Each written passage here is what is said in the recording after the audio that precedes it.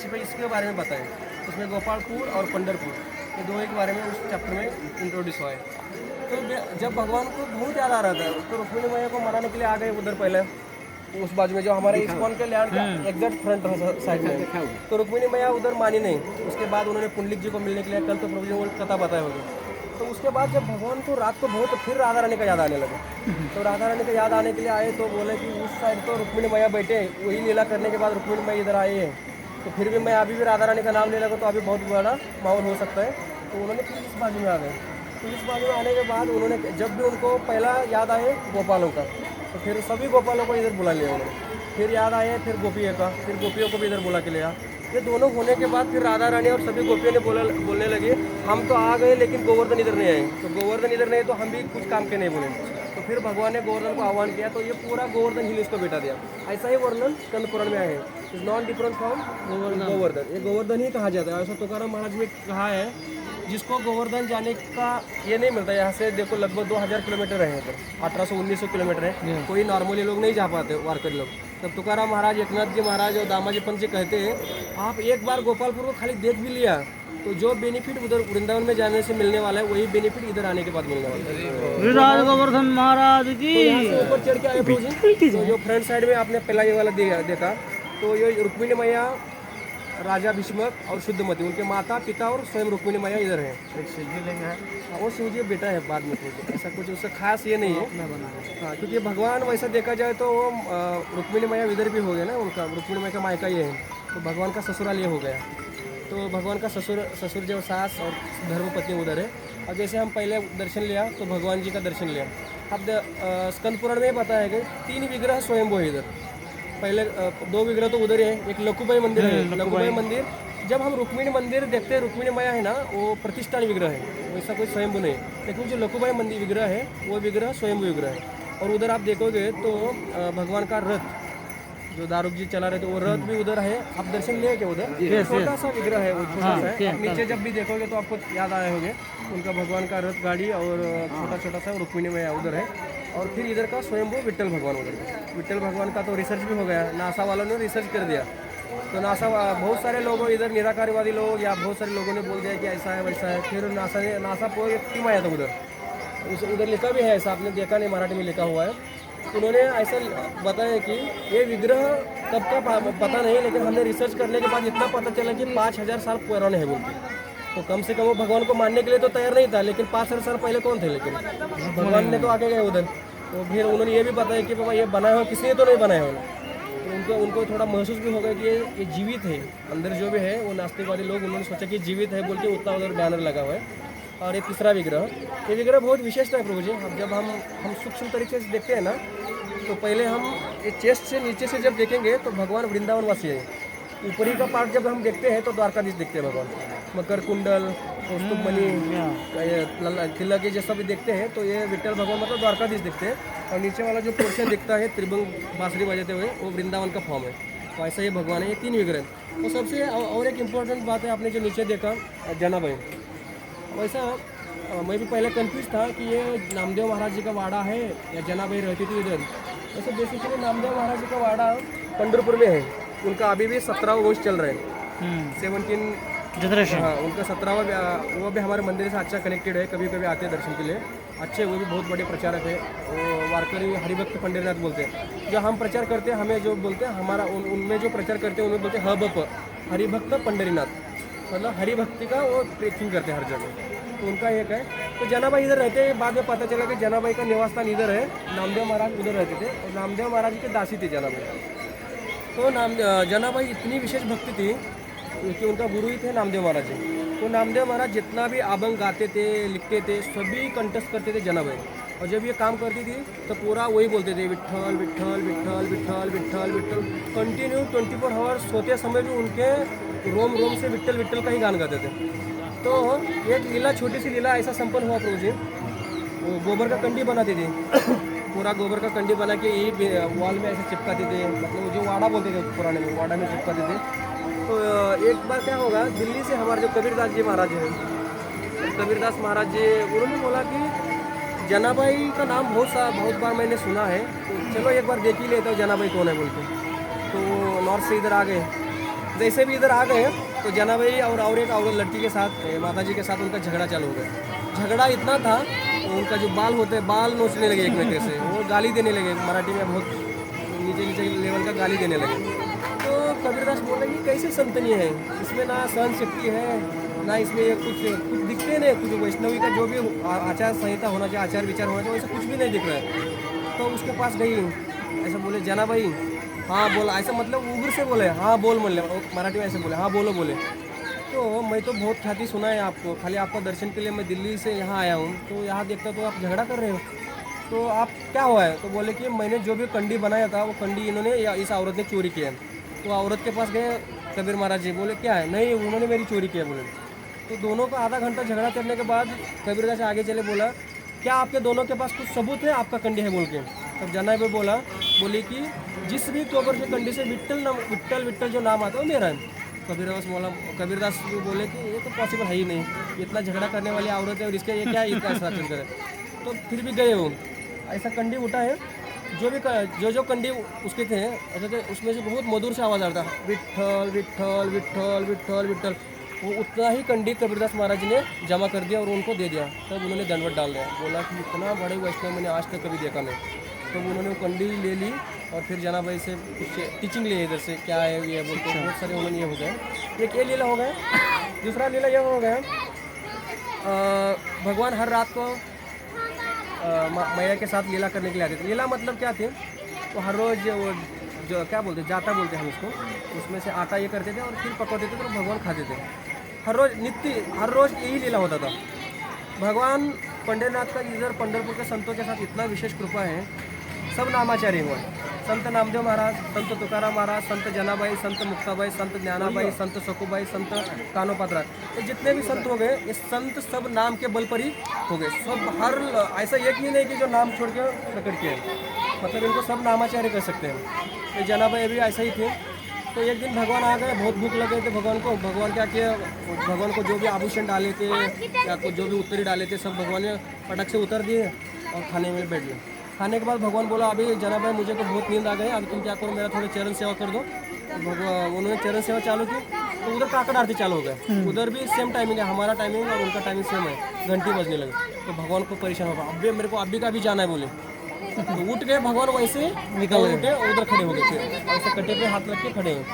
खड़े होने के बाद वो जो पंडा है उधर को इधर जैसा आप भुवनेश्वर में जगन्नाथपुरी में पंडा बोलते हैं ना, तो इधर हम बोलते हैं उनको उत्पाद बोलते हैं और एक दो तीन नाम से बोलते हैं हम। उत्पाद एक बोलते हैं, बड़वे एक बोलते हैं, बड़वे बहुत फेमस है।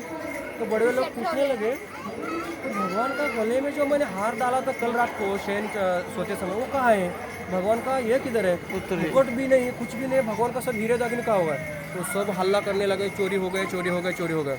तो सब गांव का पंचायत बुलाया, तो पंचायत में डिक्लेयर हो गया कि ये चोरी हो गए, चोरी होगा ढूंढो। आजू बाजू के सभी गांव में ढूंढने लगे, ढूंढने के बाद किधर नहीं मिले। तो एक दिन क्या हो गया, जो जनाबाई के आसपास के जो लोग थे जनाबाई के ऊपर बहुत गुस्से थे, क्योंकि जनाबाई विशेष ही थे, क्योंकि हर लोग उनको बहुत रिस्पेक्ट करते थे। उस टाइम जितने भी महान साधु संत थे, एग्जाम्पल के जैसे ज्ञानेश्वर महाराज, मुक्ताबाई महाराज, सोपान काका और नामदेव महाराज, सब बड़े बड़े वैष्णव जो भगवान के साथ डायरेक्टली बात करते थे। वो डायरेक्ट भगवान के पास वो संत माता जी के पास आके चरण पकड़ते थे। तो बहुत थोड़ा सा ईर्ष्या करते थे। तो उन्होंने देखा तो ये सभी सामान उनके पास मिलने के बाद ये लोगों ने कंप्लीट किया कि ये चोरी पूरा जनाबाई ने किया बोल के। तो वो पंडा वो सब बड़वे लोग, वो जो गांव वाले पंचायत लोग बोले कि अभी क्या करना है। तो जनाबाई को पूरा हथकड़ी ये सब क्या बोलते हैं रस्सी वस्सी बांध के उधर लेके गए, हम जाएंगे उधर अभी उस बाजू में, दूसरे विष्णुपाद में। तो पुराने ज़माने में एक शिक्षा था प्रभु जी, उसे बोलते मराठी में सूल बोलते हैं, सूल। आप सुनो हाँ, तो सूल मतलब क्या होता है, वो वर्टिकल रहता है पूरा ऐसा, उनका प्रेशर बुद्ध द्वार से ऊपर निकले उसको प्रेशर करते हैं तो उनका बहुत मर जाता है वैसा। तो उन पर बांध दिया और उनका शिक्षा ग्रहित हो गया कि उनका अभी सूल देना है बोलते, सूल पे शिक्षा देना है। तो कुछ भी जनाबाई को पूजा लोगों ने, बहुत सारे नामदेव महाराज भी उधर थे। तो नामदेव महाराज जी बोले कि जनाबाई तुम जो भी है सच बताओ। नामदेव महाराज को तो सही पता था क्या है। तब जनाबाई बहुत सुंदर बोले, उधर एक अभंग भी लिखा है, आप टेंशन लेने की कोई ज़रूरत नहीं, जिसने ये पूरा खेल रचा है उसको इधर आके पूरा ये सॉल्व कर रहे हैं बोले। तो वैसा पूरा रिक्वेस्ट से प्रार्थना की, कुछ भी नहीं बोले। जैसे भी उनको ये शिक्षा चालू करने वाला था तो वो जो वर्टिकल पोल था वो पूरा पानी हो गया उसका, और भगवान उधर खड़े हो गए। भगवान उधर खड़े होने के बाद जनाबाई का इतना ख्याति बढ़ गए, सब भगवान जनाबाई का सब जय जयकार करने लगे। तो जनाबाई उधर रूठ गई पूरा। जनाबाई क्यों रूठ गए? रूट के इधर आ गए। अब जब नीचे गए थे उसको अंधकूप बोलते हैं। जैसे रामायण में हम देखते हैं ना, कई महाराज भी रूट के दशरथ महाराज का जो ये थे ये करने के लिए अंदर जाके बैठे थे, वैसे ये उनका कूप घर इसमें बैठ गए। तो भगवान उनको मनाने के लिए फिर वॉकिंग करके इधर आ गए और वो अंदर गए। जनाबाई को बोलने लगा ऐसा मत करो, तुम्हें क्या हुआ है बताओ, ये बताओ। वो बोले कि तुम एक चीज़ भी मत बोलो मुझसे, तुम जिधर से खड़े हो गए उधर आ जाओ।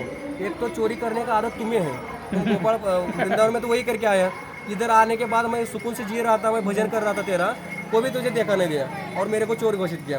तो भगवान उसको बहुत ये कहा, मुझे भूख लगा, ये करा। फिर जरा भक्त तो भगवान के प्रति बहुत आसक्त होते हैं। फिर उन्होंने आटा डाला ये किया, फिर उनको भोजन पकाए बोले। तो उन्हें भगवान में जाते समय बोला मैंने ऐसा क्यों किया, मैं अभी बताता हूँ। क्योंकि मैं जब भी करता हूँ भगवान का मैं अधीन हूँ, भक्तों का मैं अधीन हूँ। भक्तों का ख्याति बढ़ाने के लिए और तेरी ख्याति बढ़ाने के लिए मैं ऐसा किया।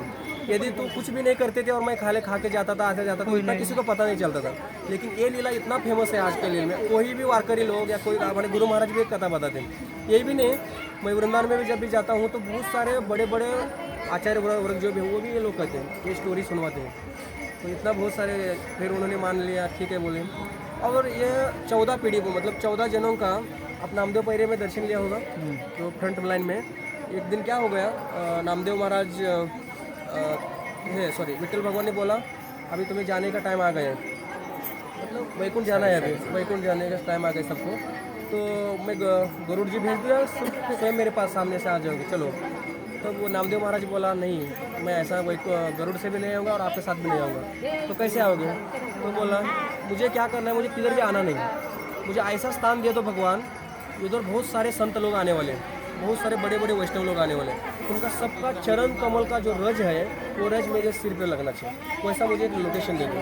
तो फिर उधर का भगवान ठीक है बोले, तथस्थ बोले, भगवान चले गए। तो नामदेव महाराज को पकड़ के 14 लोगों का उनका घर से, उसमें जनाबाई भी थे, वो धरती जो है वो 2 भागों में डिवाइड हो गया। फिर उसके अंदर समाये गए, फिर धरती क्लोज हो गई, उनमें वो समाधि है। उसके बाजू में ही दूसरा बहुत बड़ा एक आचार्य हो गए, चौका मेड़ा बोल के समाधि है, वो मंगलवेड़ा यहाँ से 20 किलोमीटर बोल के ठेका एक लोकेशन है, वो चौका मेड़ा बोल के। उनका बहुत विशेष लीला है वहाँ। तो भगवान ने उनका पत्नी का डिलीवरी करने के लिए रुक्मिणी मैया और भगवान स्वयं आए थे। 3 महीने डिलीवरी किया, जितना भी वो जो बच्चा ये होने के बाद जो भी करते सभी भगवान ने किया। फिर वो भी उन्होंने उधर शरीर छोड़ने के बाद नामदेव महाराज ने उनके स्वप्न में रुक्मिणी मैया आए और बोले, एक वारकरी के स्वप्न में आए, मंगलवेड़ा में एक बहुत बड़ा संतों का शरीर छोड़ा है, तुम क्या करो उसमें जाके जो हड्डी हुआ है। उस टाइम क्या हुआ था प्रभु जी, 20-25 लोग, ऐसा बहुत बड़ा वॉल जो है स्ट्रक्चर वो कोलैप्स हो गया था। वो बहुत सारे 20-25 लोगों के ऊपर करने के बाद वो 20 लोगों का शरीर छूट गया था। तो वो वारकरी बोला अभी 20 लोगों का, अभी 20 जन कैसे ये हो गए, किसी का हाथ टूट गया, किसी का पैर टूट गया, किसी का ये टूट गया। तो उन्होंने क्या किया, गाँव वालों ने सभी को एक ही साथ में क्या किया, जला दिया सबको, क्योंकि अभी इसमें पार्टीशन करना बहुत मुश्किल था। तो जनाब रुक्मिणी मैया को भक्त ने बोला अभी तो जलाए सबको साथ है, तो हड्डी मैं किसका लेके आओ? उधर भी सेम ऐसा ही बोला, जिस हड्डी से विट्ठल विट्ठल नाम जो आएगा वो हड्डी उठा के लेके आओ और इधर स्थापना करो।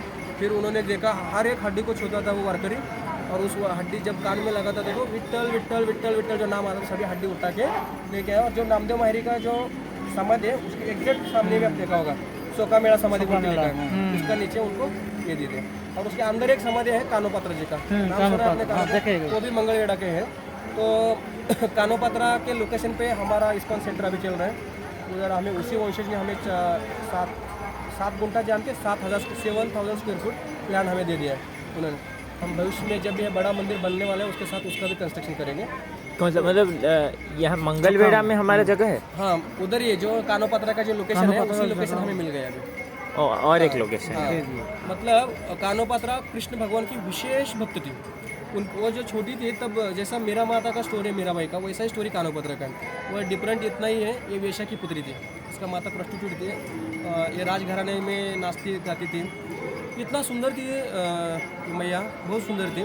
तो इधर उस टाइम क्या होता था प्रभु जी, 300, 350 या 400 साल पहले इधर मुस्लिमों को राज था पूरा, औरंगजेब पूरा कब्जा किया था इसमें। अब जब भी देखोगे महाराष्ट्र का ऑलमोस्ट सभी मंदिर गिराने का काम वो मुस्लिमों ने किया है। ये भी विट्ठल भगवान को शिफ्ट किया था। इधर देगा बोल के 5 किलोमीटर में गाँव है, उस गांव में भगवान को शिफ्ट किया था।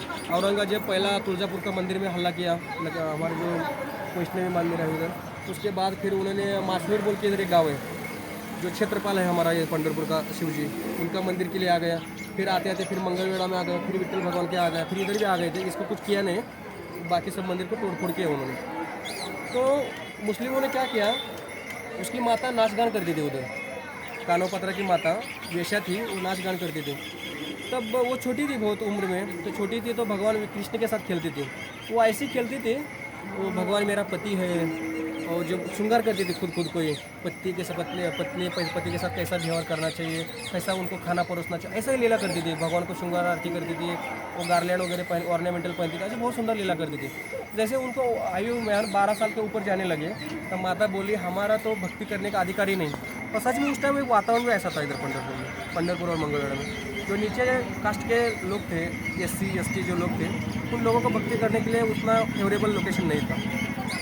तो जो कानोपत्रा को बोली कि 12 साल की हो गई, अभी तुम मेरा बिजनेस संभालो, मतलब मैं जो करती हूँ वही तुम करो। तो वो बोली कि मैं नहीं करूँगी, क्योंकि मैं तो एक ही का दासी बन गई हूँ। अभी किसका दासी है, तो मैं विट्ठल जी का दासी हूँ, तो मैं किसी का बन नहीं सकती अभी। तो उस टाइम क्या हो गया, जो मुस्लिम का एक आदमी आ गया, वो राजा का जो एक अव्वल पद में प्रदान होता है, वो आ गया। तो वो लड़की को देखा उसने, तो देखा तो उसका इंद्रिय तृप्ति करने का या हाउस का भोग उसको जाग होता है। वो बोला कि उस लड़की के साथ भोग लेना है। तो वो लड़की को ज़बरदस्ती उठा के वो उस प्रांत में, उस्मानाबाद उसका उनका पूरा मेन एरिया था, यहाँ से 200 या 250 किलोमीटर में उनका अड्डा था पूरा, वहाँ से महाराष्ट्र को कंट्रोल करते थे। फिर वहाँ से वो भाग के निकली, भाग के इतना भागी तो पूरा जंगल एरिया था, दिंडीरवन था, मतलब पूरा जंगली भाग था।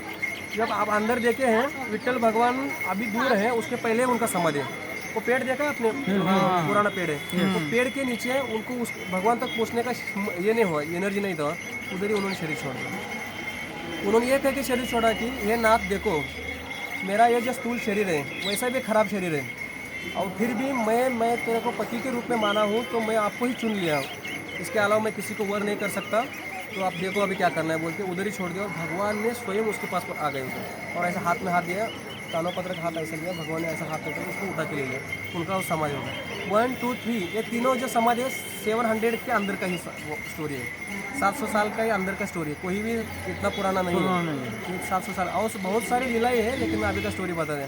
तो शिवाजी महाराज, संत तुकाराम महाराज को तो उसके ही पहले 4 साल हो गए, तो उनको तो दीक्षा आपने सुना होगा, चैतन्य महाप्रभु से हुआ है।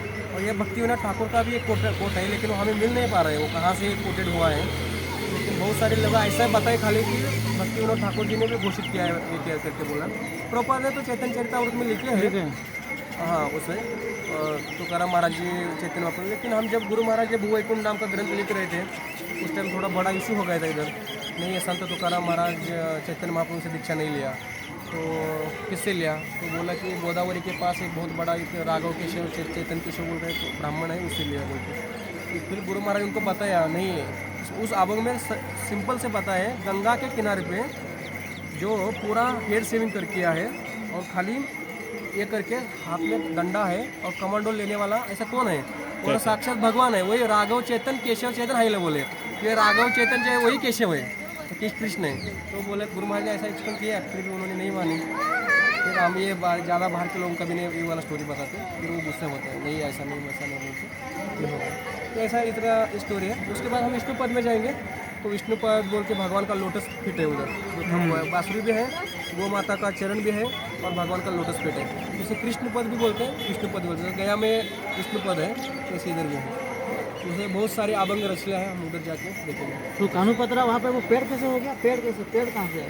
नहीं, पेड़ पहले ही था प्रभु, पेड़ पहले से था, उस पेड़ में छोड़ दिया, पहला मंदिर छोटा था, पेड़ के नीचे सारे छोड़ दिया। एक ही तो पेड़ का था, काना पेड़ कौन सा जो हमें तो जो पेड़ का नाम मुझे पता नहीं एक्चुअली क्या है, जो मथुरा में दिल्ली के जो बोला काना लिखा हुआ है, से पेड़ का कौन सा सीधा सीट है, सीट कौन सा चल रही? हां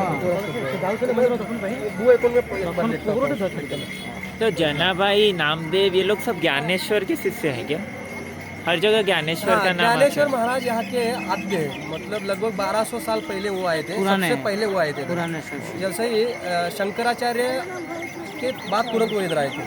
शंकराचार्य भी इधर आके आए थे, शून्यवादी का जो प्रचार सब कर रहे थे मायावादी का, लेकिन इधर आने के बाद उन्होंने पांडुरंग अष्टकम भी लेके आए, पांडुरंग अष्टकम लेके। तो उस टाइम ज्ञानेश्वर महाराज इधर थे। ज्ञानेश्वर महाराज का लगभग देखो प्रभु जी, वारकरी संप्रदाय उन्हीं से चालू होता है, संत ज्ञानेश्वर महाराज और संत तुकाराम महाराज ये दो पिलर है हरि भक्ति का। तो पंढरपुर का, महाराष्ट्र का ये जो दो गौरव है, लगभग इनका देखो जब भी आषाढ़ी में बहुत बड़ा एक वारी निकलता है, उसमें से 5 लाख से 6 लाख उनका ही पॉपुलेशन, उनका ही क्राउड रहता है। और बाकी 2-2.5 लाख तुकाराम महाराज जी का और अन्य 1-2 लाख नहीं क्या, ऐसा 11-12 लाख का पॉपुलेशन इधर आ जाता है। अन्य कौन है? सब तो इनके अंडर में ही होंगे। नहीं है वैसे, ऐसे साउथ में विठल भगवान को बहुत मानने वाला वर्ग है। और वो लोग जगदीश महाराज और पुरंदर महाराज भी उधर थे। और हैदराबाद के साइड में भी जब हमारा एक आचार्य थे जयतीर्थ गोस्वामी, उनका एक विग्रह है विजय विठल विग्रह बोल के, तो हमारा गौड़ी वैष्णव है वो जयतीर्थ गोस्वामी, वो लोकेशन है उनका मंगलवेढ़ा में है।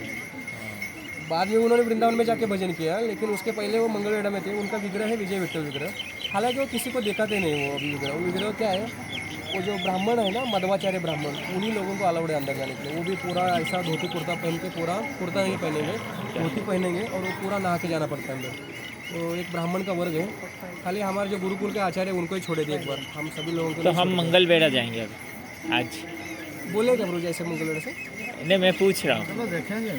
अभी विष्णुपाद जाएंगे। विष्णुपाद और इधर भगवान जो संध्या वाली संध्या किए थे, संध्या का स्टोरी कल बताए होंगे प्रभु जी ने। संध्या वाली जो त्रिसंध्या किए थे भगवान ने, और कुछ और प्रभु जी एक लोकेशन। ये आपने ताकपीठी उधर का दर्शन लिया? हाँ ले लिए ताकपीठ लिया। हाँ जी और विष्णुपाद का ले लेंगे। जनाबाई का 2 लोकेशन। नारद वो सब उधर ही अंदर। पानी कम होगा तो नारद जी के पास जा सकते हैं हम, क्योंकि नारद जी उनको इधर बोलते हैं कलीचा नारद। चलो उधर बताएंगे। मेरे को जाते समय कि नरसिंह जी बोल रहे थे, वो नरसिंह भगवान है ना प्रभु जी, यहाँ से 30-40 किलोमीटर है उधर। वो पास में जो वो जैसा वो बेलम का स्टोरी है वैसा सेम ही स्टोरी है वो भी। हाँ 40 किलोमीटर